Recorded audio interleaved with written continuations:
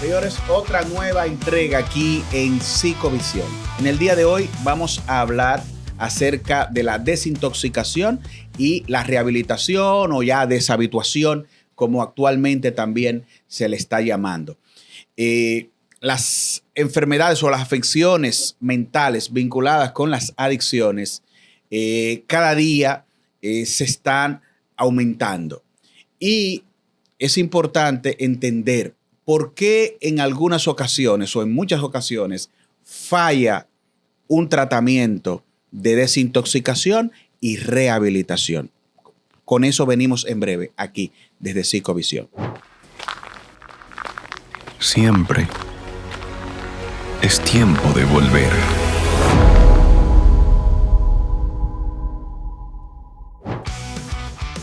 La enfermedad de la adicción es una de las que más altera, señores, el comportamiento humano y es transversal a muchísimas otras afecciones, llámese depresión, trastorno vinculado con la ansiedad, llámese déficit de atención, problemas psiquiátricos, lo vemos vinculado como comorbilidad o como patología dual o a veces múltiples diagnósticos. Por eso es tan importante, entiendo yo, señores, este tema. ¿Qué le parece a ustedes? ¿Por qué fallan los programas de desintoxicación y rehabilitación?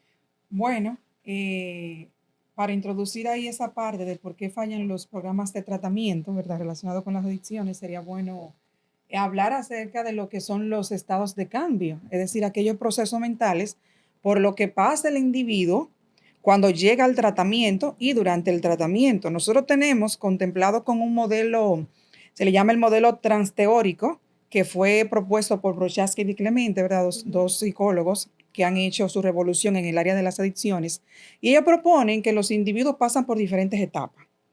Tenemos, por ejemplo, el paciente que está en la etapa de la precontemplación. Yo las voy a mencionar para dejarle a mi colega Thais, que es experta en el tema ahí. La guata, para que coja candela ahí. La precontemplación, tenemos la contemplación, tenemos la preparación, el mantenimiento. Entonces, importante tener en cuenta esto en los programas de tratamiento porque cada una de estas etapas tiene una forma de pensamiento. El paciente tiene una forma de pensamiento y de conducta, que cuando no se sabe manejar dentro de lo que es un programa de tratamiento, entonces tú puedes tener un fallo en el proceso. Entonces, hay muchas cosas, porque cuando hablamos de adicciones, estamos hablando de una enfermedad que es multifactorial y, por ende, el tratamiento también tiene que ser multidisciplinario. Entonces, cuando nos enfocamos en este punto importante, porque tú tienes que saber, ¿verdad?, cuál es el pensamiento que tiene el paciente cuando el paciente te llega. O sea, ¿en qué está? Si está en negación, si ya tiene un poquito de conciencia de enfermedad. Si tú no manejas eso, si en los tratamientos no manejan esos estados mentales, entonces podemos tener una clave importante para lo que es el fracaso en el tratamiento. Así es, y es bueno entender cuando nosotros hablamos de que por qué fallan y cuáles son esos componentes fundamentales para que haya un éxito dentro de lo que es un abordaje. Es importante ubicar tres importantes sectores. El sector subjetivo o el elemento subjetivo, que es el individuo mismo, el que tiene la problemática de salud. Está su conformación familiar y la sociedad en sentido general que rodea contextualmente a este individuo. Y está también la responsabilidad de la institución que va a abordar el tema. Angelina ya habló un aspecto del elemento subjetivo, es decir, el estado psicológico de la persona cuando está manejando la idea de si tiene o no una enfermedad, si se asume como una persona con problemas de adicción o no, y lo importante que es desde la precontemplación, que es que está negándolo, hasta llevarlo a un punto de contemplación y preparación para que se deje ayudar. Es un elemento importante, pero ahorita me imagino el doctor Roger Monción va a abordar la parte ya biológica del nivel de toxicidad, de los síndromes de abstinencia y de lo que representa ya este componente dentro de un proceso de cambio. Así que Thais, la bola en su cancha, ahí está. Bueno, Hanoi, usted limitó estas etapas de cambio al paciente, pero yo diría que la familia también pasa por ellas. Entonces es interesante de Importante que eso, sí. yo también como familiar pueda identificar cómo yo pasé dentro de estas etapas. Como decía mi compañera Angelina, tenemos primero la etapa de la precontemplación, que aquí hay una negación del problema, entonces no hay ninguna intención de cambio. Yo no tengo ningún problema, por tanto, no voy a intentar cambiar nada. En esta etapa es importante motivar al paciente de que reconozca cuáles son esas consecuencias que está teniendo la adicción en mi vida, ya sea en la vida mía y en la de mi familia. Luego tenemos la etapa de la contemplación, o como diríamos en psicología, la ambivalencia, donde el paciente empieza a decir, puede ser que yo tenga un problema. Y por su propia cuenta, muchas veces cuando están en esta etapa empiezan a reducir el consumo. Si era todos los días, pues nada más voy a beber los viernes. Ah, no, era el polvo blanco que me ponía medio desacatado, lo voy a dejar. Y empieza a intentar por sí mismo abandonar alguna de estas conductas adictivas. Entonces aquí es importante motivar al paciente al cambio, que pueda identificar cuáles son los beneficios, cuáles son los costes, cuáles son las consecuencias que voy a tener si no cambio. Y luego pasan a la etapa de la preparación, ya que hay un compromiso y una decisión de cambio. Entonces aquí ya el paciente decidió abandonar alguna de las conductas adictivas y se empieza a preparar para cambiar. Aquí es bueno dentro de la terapia enfocarse en pequeños logros, pequeñas metas que sean cumplibles para el paciente. Luego tenemos la etapa de la acción, que ya aquí está fuertemente enfocado en su recuperación y ya aquí está accionando hacia el cambio. Un paciente en la etapa de acción ya participa activamente de terapias, de redes de apoyo. Si no estaba trabajando, ya está buscando trabajo o ya está trabajando. Si abandonó la universidad, pues se inscribió en la universidad. Y luego tenemos la etapa de mantenimiento, que ya aquí el paciente logró mantener este nuevo estilo de vida. Y ya todo lo que está a su alrededor, pues está enfocado en mantenerse en recuperación. Y si me apoyo de NA, y que me corrijan nuestra audiencia de NA, se considera que el paciente entra en una etapa de mantenimiento después de los 10 años. ¿Y por qué digo esto? Porque es importante yo respetar cómo va mi paciente, a qué tiempo va mi paciente. Esa parte es importante señalar que NA es Narcóticos Anónimos. Sí. Igual que AA, que es Alcohólicos Anónimos. Sí. O JA, que es Jugadores Anónimos. Es decir, son grupos de autoayuda que están distribuidos a nivel internacional y que las instituciones como la nuestra, como Volver, ¿verdad? Como Comeback, se apoyan en ellas para el seguimiento, sobre todo longitudinal, de los participantes de nuestro programa. Hay algo que yo quiero resaltar de todo eso que tú has dicho, Thais, y es que, bueno, tú hablaste de la familia. Sí. Las etapas del cambio también en la familia, porque esto es un aspecto importante, ya que la familia, por un asunto de estigma y discriminación en el tema de las adicciones, se maneja muchas veces o inicialmente en negación. Se cierra la idea de que es un muchacho travieso, es joven, tiene mala influencia de algunos amigos, y después cuando va viendo la realidad, accidentes, por ejemplo, automovilístico, hurtos en la casa, algunos temas en conflictos con la ley, ¿verdad? Por situaciones de violencia, de hurto, cuando ya va viendo, por ejemplo, una alteración en los patrones de comportamiento muy desafiante a la autoridad, el síndrome del vampiro, como le dicen, está durmiendo de día y despierto de madrugada. Ya tiene problemas en los estudios, ya tiene problemas en el trabajo, tiene problemas con su pareja. Cuando esas cosas se van sumando junto al gasto económico, la inversión de tiempo, entonces ya la familia no aguanta, la vemos forzada a veces a pasar de un estadio mental colectivo como familia a otro. Y es decir, yo creo que aquí hay un problema. Y es cuando tocan nuestras puertas y entran, que lamentablemente, ¿verdad? Nos gustaría realmente que fuera mucho antes, pero cualquier momento, en este caso, es oportuno. Bueno, también es importante mencionar que dentro de todo el contexto familiar que estamos mencionando acá, viene el problema del paciente. Porque el paciente, todo esto lo va a referir a su propia fantasía de control que tiene sobre la sustancia que está consumiendo. Y como él tiene esa fantasía de control, la típica frase de yo la dejo cuando quiera, yo no tengo ningún apego por esta sustancia porque yo no consumo como fulano o como sutano, o yo no he llegado al nivel de ciertas personas que están en mi entorno o de cierta estrella de Hollywood que ya había perdido totalmente el control. Y eso le crea una falsa realidad al paciente de que él tiene un absoluto control de esto. Y esto se debe a que esto es una enfermedad que tiene que ver con el cerebro, básicamente. Y esto va a provocar en muchos casos que el paciente entienda que él por su propia cuenta puede dejar el problema y que no necesita de programa. Pero ellos están obviando algo muy importante en esta situación.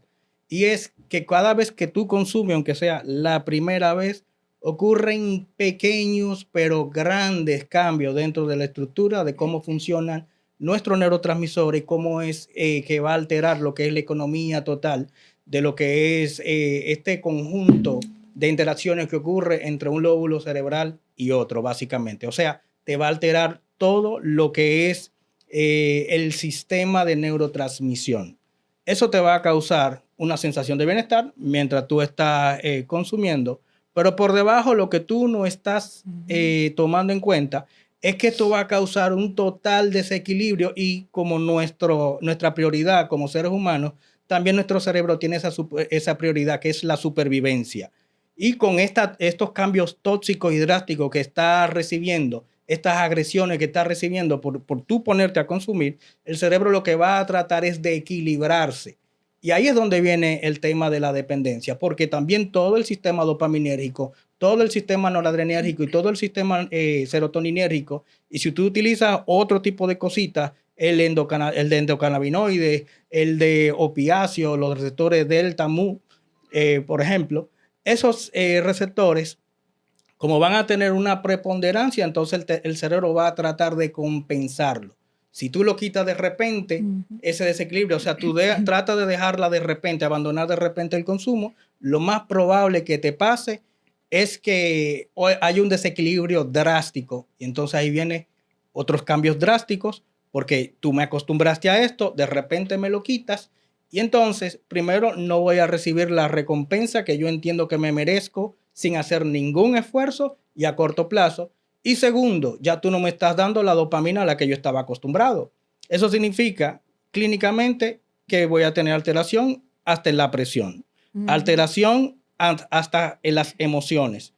Clínicamente, en el sueño, en el ciclo del viéndolo sueño. macroscópicamente, voy a tener alteraciones en el ciclo del sueño también porque todo está descontrolado. Y yo me controlé en base al descontrol que yo tenía, aunque suena paradójico lo que estoy diciendo. Entonces, cuando tú le quitas eso de repente, ahí viene otra catástrofe. Y eso nosotros lo bautizamos como síndrome de abstinencia, para ponerlo con un nombre bonito y no mencionar paso a paso todo lo que está ocurriendo. Y es importante destacar en ese aspecto que tú lo has mencionado en sentido general, pero cuando nos vamos a la especificidad, por ejemplo, de sustancias o síndrome de abstinencia como sustancias opioides, llámese en su modalidad sintética, benzodiazepina, fentanilo, la heroína. Es decir, cuando tú ves un síndrome de abstinencia o de alcoholismo crónico, eso es muy aparatoso fisiológicamente hablando y para muchos pacientes insoportables. Entonces, físicamente, y el de la cocaína y el crack, sobre todo desde el punto de vista psicológico, muy inclemente, ¿verdad? Este desbalance que se da a nivel orgánico. Y algo importante en la parte psicológica, Monción, y es que las personas resisten a autopercibirse como la idea de adicción, ¿verdad? Sí. Esclavo. Que yo no tengo control. Y si me voy al estigma social del que anda en indigencia, llámese en uno calizo, tipo pizza pupú, como le dicen, ¿verdad? Y andrajoso ya por el impacto de su vida adictiva socialmente, o que ha caído preso, o que lo consideran con todos esos calificativos incorrectos de rata, delincuente, drogadicto, mañoso. Todo eso, la gente le huye a esa idea y por eso en los estadios de cambio hay resistencia a irse de la precontemplación, donde yo niego mi realidad, a la contemplación de que sí, es verdad, yo creo que tengo un problema de adicción. Entonces, como sociedad, es muy importante psicoeducar y entender que esto es una enfermedad, señores, que es compatible desde el punto de vista de su esencia a otro tipo de patologías, llámese diabetes, cáncer, problemas respiratorios, porque hay un órgano comprometido que es el cerebro, hay un origen de eso, hay una sintomatología y por lo tanto se da un diagnóstico. Pero la gente no lo ve así porque los síntomas de las afecciones mentales son muy diferentes a las de otras patologías. Sin embargo, es importante que se entienda, señor, que si en el marco de lo que estamos hablando aquí, usted identifica que tiene un problema de adicción, váyase a atender como si usted va a su cardiólogo. Eso es lo que podemos decir. Pero también el problemita que hay con eso es también la falsa sensación de una autoestima elevada que yo tengo.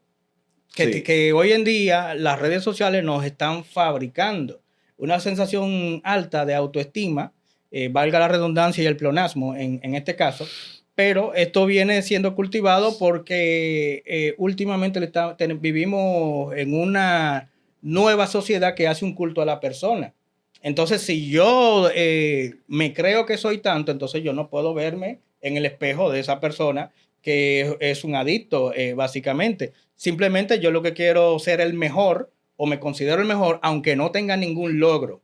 Hay una frase de una serie que a mí me encanta, que en la cual, en esa serie no voy a mencionar porque no nos están patrocinando en el día de hoy, pero en la frase dice: ¿por qué tú eres tan ególatra? ¿Por qué tú tienes una autoestima tan alta? ¿Qué tú has hecho para ganártela?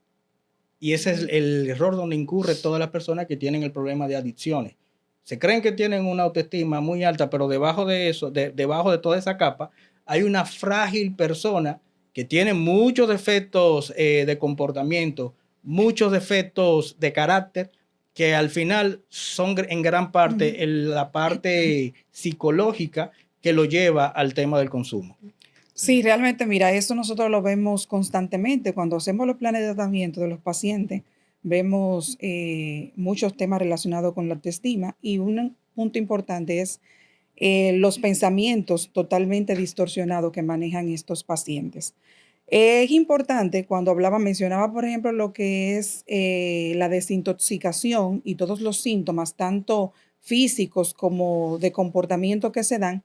Es importante entender bien esto. ¿Tú sabes por qué? Porque hay personas que entienden que pueden lograr la rehabilitación de forma ambulatoria. Y eso es un punto que nosotros debemos hablar y aclarar ahí, porque si puede funcionar un tratamiento ambulatorio, hay que tener cuidado porque no todos los pacientes ni todas las sustancias se pueden elegir para que un paciente inicie un tratamiento de forma ambulatoria desde un principio, porque tú tienes el síndrome de abstinencia. Claro. Y si tú mandas a un paciente consumidor de alcohol, consumidor de benzodiazepina, consumidor de opiáceos, a recibir tratamiento en su casa sin ninguna regulación médica, tú vas a tener un tremendo problema. Mira, a los consumidores de alcohol, si tú los mandas a hacer un tratamiento sin desintoxicación previa y lo dejas solo, prácticamente le estás condenando a muerte. Sí, así es. Evítenlo, pero esa es la realidad. Correcto. Sí. Es bueno señalar esa parte ahí, que la parte de la cronicidad, el tipo de consumo en cuanto a nivel de alcohol que tiende a consumir, bueno, no es lo mismo cerveza que romo, en 40 grados, y así vamos considerando también el nivel de riesgo, porque pudiera darse que alguna gente ahí se está bebiendo alguna cerveza los fines de semana y la mujer le está peleando y él puede tener manejar esa abstinencia por varios días hasta que retome después y diga, mira, no me pasó lo que dijo el doctor. Aquí el doctor está hablando sobre todo en esos pacientes que son crónicos de mucho tiempo y que tienen básicamente un consumo diario de sustancias de alto nivel de alcohol. Créanme que si usted se aventura a encogerse en su casa y manejar ese síndrome de abstinencia como vienen, con los delirium, el delirium tremens, por ejemplo, que te empieza con alucinaciones, culebra, araña y una serie de malestares, y básicamente un contraste tan fuerte en el cerebro que te puede generar fácilmente la muerte. No, y súmale también que al delirium tremens, el paciente tiene una muy alta predisposición a que genere lo que se llama la encefalopatía de Wernicke. Que si tú sales vivo de esa, si te tratan a tiempo, si sales vivo de esa, tú vas a quedar con secuelas de lesiones cerebrales posterior a eso. Claro. Y estamos hablando de una sustancia que está legalizada en el mundo entero, que se utiliza como llaman el lubricante social, le llaman. Y si tú estás en un grupo, bueno, la mayoría de los grupos de aquí de República Dominicana, en otros países se da la misma dinámica, donde hay una reunión, se reúnen para tomar. Sí, y entonces ahí entramos al punto básico de nosotros. ¿Por qué fallan programas de rehabilitación o desintoxicación y rehabilitación? ¿Por qué fallan? Uno de los fallos es ese. Es decir, muchos programas básicamente están, vamos a decirlo así, estructurados para atender ciertos tipos de pacientes. Pacientes más de connotación conductual, ¿verdad? Pacientes jóvenes que están en su proceso de inicio de consumo, pacientes que no te van a hacer un síndrome de abstinencia como ese que hemos descrito, porque los centros que se han aventurado a eso, sin una asistencia médico-psiquiátrica, sin un acompañamiento profesional, entonces ya sabemos por qué en algunos lugares han muerto pacientes básicamente mediante un síndrome de abstinencia. Sí. Sí. ¿Entiendes? Porque aún tú tienes los médicos y hay pacientes que hasta se te complican porque tienen otros temas de salud paralelos. Entonces, en ese sentido, es bueno entender por qué fallan. A un paciente le comienza ese síndrome de abstinencia severo. Y eso es natural, señores, que digan, ábranme esa puerta. Y si no se la quieren abrir, la rompen. Y al que le quiere detener, lo agreden. ¿Por qué? Porque tú no le estás atendiendo esa realidad, ¿verdad? Biológica que se está presentando con ese cerebro. Entonces, esa es una de las razones por las que falla. Sí, realmente ya se ha comprobado a través de los años y los estudios que se han hecho que los programas de las adicciones que tienen mejores resultados son aquellos que son multidisciplinarios. Que incluyen la familia, la medicación, lo psicológico, incluyen los grupos DNA, narcóticos anónimos, médicos anónimos. especialistas también para tratar las diferentes Exacto. patologías orgánicas que lleva el paciente, porque recordemos que nada más no es el problema conductual, el problema de consumo, es un ser integral que estamos tratando. Correcto. Y el uso crónico de cualquier tipo de sustancia te va a llevar a ciertas patologías orgánicas. Entonces se necesita de todo el mundo poniendo su esfuerzo ahí. Y dentro de esa individualidad todavía no hemos hablado de los pacientes que tienen comorbilidades, ya sea de orden físico o de otro tipo de afección mental, que son de doble o múltiple diagnóstico, que ya de por sí, ¿verdad? Habiéndose deteriorado con un consumo constante, te genera una complicación del paciente como tal dentro del proceso. Y eso hay que considerarlo también, que por eso también fallan programas. ¿Por qué? Porque está muy dirigido al paciente como tal desde el punto de vista de su adicción y omiten que puede ser un paciente también con esquizofrenia, con bipolaridad, con trastornos graves en el orden de la depresión, de temas de ansiedad, y entonces no hay la debida respuesta. No, y usted mencionaba el estigma y la discriminación. Y hay muchos programas que promueven ese estigma y esa discriminación y por eso también fallan. Porque yo llevo a una institución buscando ayuda para un problema que tengo y lo que hacen es que me pelan a caco y me mandan a vender menta para la calle. Entonces, ya ahí automáticamente cuando yo salga con un problema que tengo, con mi baja autoestima y en la calle tener que bregar con que cómo me miran, cómo me ven, ya todo el mundo va a saber que de dónde yo vengo y por qué yo estoy haciendo este tipo de labor. Eso hace que el paciente abandone el tratamiento sin estar listo para evitar esa presión social que se le asigna. Sí, déjame decirte que en algunos centros ya se ha descontinuado el tipo de práctica de ese llamado pelar a caco. Y nosotros mismos hemos instado a que las políticas públicas favorezcan a los centros a nivel de soporte y ayuda económica para que su búsqueda de sostenibilidad en cuanto a alimentación y el gasto de un tratamiento, señores, no caiga exclusivamente sobre el paciente, porque entonces solo queda como resultado esas salidas a las calles a exponerse, que dicho sea de paso, hemos visto que han disminuido desde hace un tiempo y esperamos que haya un soporte económico porque es que no es fácil usted tener 20, 30, 40 gente interna y no tenga un sostén económico para usted manejar esa población ahí, que por eso fallan. Por eso fallan y la parte de la economía es fundamental. Miren, hablando de ese tipo de programas, miren, vamos a enumerar unos cuantos, en el cual ellos se basan en un marco que es la utopía, desde mi punto de vista, y lo que es ser recalcitrante. O sea, estamos hablando de personas que quieren lograr cosas diferentes haciendo lo mismo.